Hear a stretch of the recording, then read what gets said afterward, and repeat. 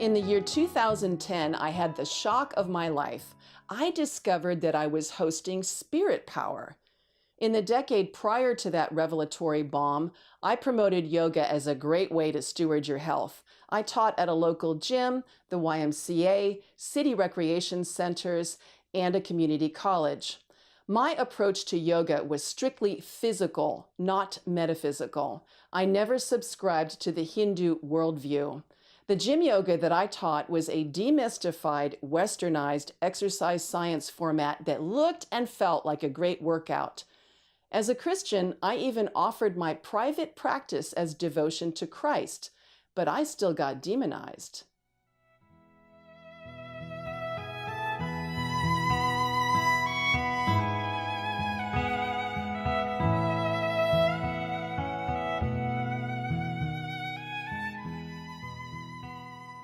Yoga is a spiritual practice, spiritual in origin, historical development, and modern application.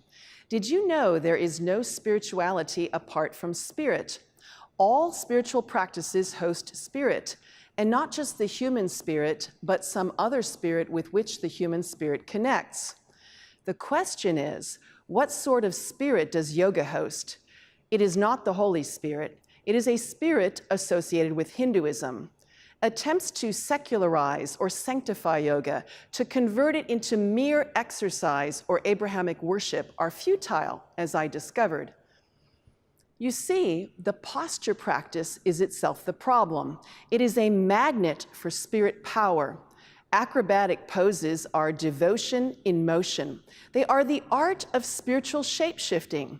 They are modeled after, dedicated to, and pay homage to Hindu deities, avatars, sages, heroes, mythological creatures, and aspects of creation. The practitioner molds her body into shapes that emulate Hindu action figures and reenact Hindu myths. Acrobatic poses are the body language of Hindu polytheism, the idea that God inhabits creation, that God is creation. Likewise, the meditation poses are physical philosophy.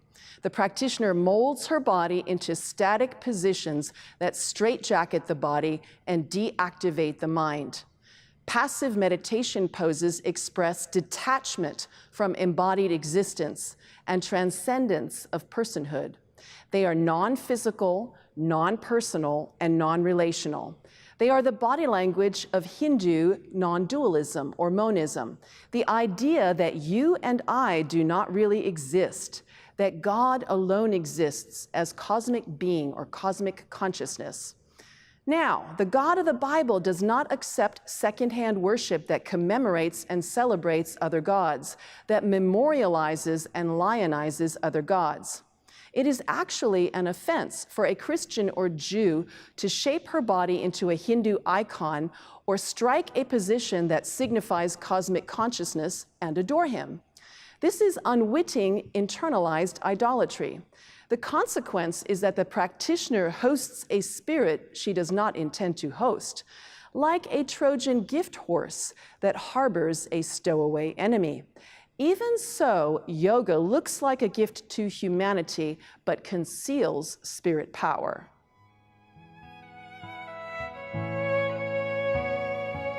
Yoga is so idolized in America that it has stymied an entire generation of innovation.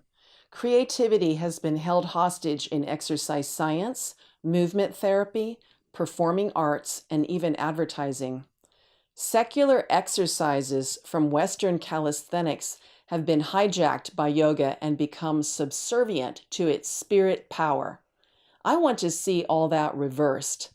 I am developing an alternative to yoga that combines standard core training and calisthenics with dance. Mine is not an original work. It is a derivative work, a humble contribution that reclaims spiritually neutral exercises that have been appropriated by yoga.